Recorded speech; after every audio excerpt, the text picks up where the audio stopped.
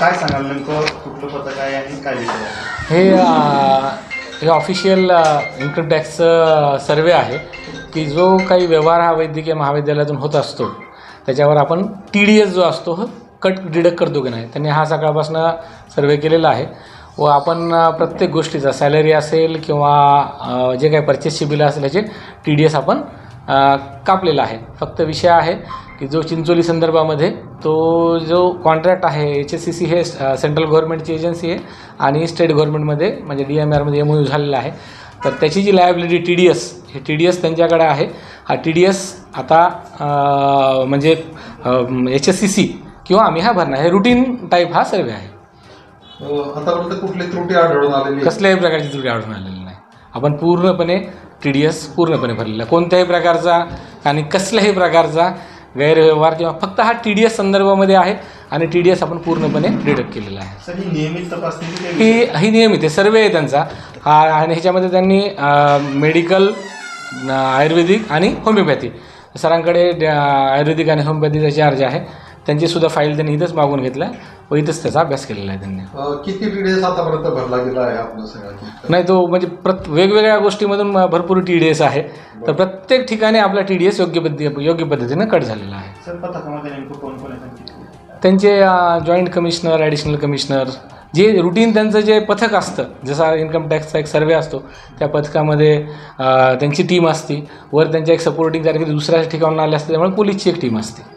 कुठल्या याच्यात तपासणी केली त्यांनी की सगळ्याच विभागात तपासणी? सगळ्याच विभागामध्ये तपासणी केली त्यांनी. संपूर्ण विभागाची तपासणी केली.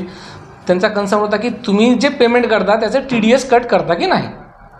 तो आपण त्यांचा कन्सर्न सकाळपासून 100% पूर्ण कॉपरेट करून आपण त्यांना प्रत्येक एक ना एक डॉक्युमेंट दाखवलेलं आहे. कुठल्या कोणाच्या तक्रारीवरून नाही हे कुठल्याही तक्रारीवरून नाही आहे. हा त्यांचा माझ्या मते जे त्या बघतात आपण कॉलेजचं जे TDS असतं किती पेमेंट जातं काय होतं कारण की आपलं मेडिकल कॉलेजचंही काम सुरू आहे ना त्यामुळे तिथलं पेमेंट जे आहे शासनातर्फे तिथे जमा होतं त्यामुळे त्यांनी एक रुटीन हा सर्वे घेतलेला आहे. चिंचोलीचा काही संबंध जोडतोय काय? हा चिंचोली संदर्भामध्येच आहे. चिंचोली संदर्भ आणि कॉलेज संदर्भ दोन्हीही कारण की पेमेंट आपलं तिथं पोहोचतं ना त्यामुळे ते ह्याच्यावर रिफ्लेक्ट होत असतं. त्यामुळे चिंचोलीचा जो सब कॉन्ट्रॅक्टर आहे हां तर त्या संदर्भातील काही इश्यू होतील त्यामध्ये पथकाला नाही ह्याच्यामध्ये कसल्याही प्रकारच्या इरेग्युलरिटीसाठी हे पथक आलेलं नाही आहे. हे पथक आलेलं आहे की जो शासन पैसा देतं त्याच्यातलं TDS भरल्या गेलेला आहे किंवा नाही. आणि जो ह्याची जी कंपनी आहे चिंचोलीची ही सुद्धा सेंट्रल गव्हर्नमेंटची अंडरटेकिंग HSCC कंपनी आहे. त्यांच्यामार्फतच टेंडर अवॉर्ड झालेला आहे. सर ही तपासणी अजून काही वेळ चालणार आहे की कसं? अजून अर्धा एक तास ही तपासणी चाललेलं असं वाटतं. थेट पेमेंट कॉन्ट्रॅक्टरच्या हिशोब गेल्यामुळे हे पथक आलं? नाही मुळीच नाही. थेट पेमेंट हे कॉन्ट्रॅक्ट आम्ही पेमेंट शासन जे पेमेंट करतं आहे हे शासन HSCCला पेमेंट करतं आहे. कॉन्ट्रॅक्टरचा आणि आमचा कसल्याही प्रकारचा काडी मात्र सुद्धा संबंध नाही आहे. HSCCचं जे काही बिलं आहेत ती बिलं दुसऱ्याच्या नावावर निघतायत असं इम्पॉसिबल आहे. अशी चर्चा आहे. चर्चा असू शकते काय. HSCC म्हणजे सेंट्रल गव्हर्नमेंटचीच अंडरटेकिंगची कंपनी आहे त्यामुळं जो काही पैसा स्टेट गव्हर्नमेंट पाठवतं ते HSCCला विदिन 1 or 2 डेजमध्ये आपण हँडओव्हर होतं कारण की ती पण जसं PWD आहे इनडायरेक्टली ती गव्हर्नमेंट अंडरटेकिंग फक्त ती अंडरटेकिंग कंपनी आहे आणि PWD कंप्लीट शासनच आहे. सर पर्टिक्युलर आपण चिंचोलीचा जर विषय करतोय तर त्या संदर्भात काही तक्रार होती का किंवा त्यांची मुळीच कसल्याही प्रकारची तक्रार त्यांनी म्हणजे हे केलेलं नाही आहे किंवा दाखवलेलं नाही किंवा काही नाही आहे. ठीक आहे सर ही HSCC कंपनी ज्या इलाजे पेमेंट केलेलं आहे तिचा TDS कट झाला नाही म्हणूनच ते खात्री करण्यासाठी नाही ह्या ज्या TDS कट झालेला विषय नाही आहे. TDS हा जो म्हणजे कापला गेलेला आहे हा HSCC भरते. HSCCनं आपल्याला तसं पत्र पण दिलेलं आहे. HSCC भरते.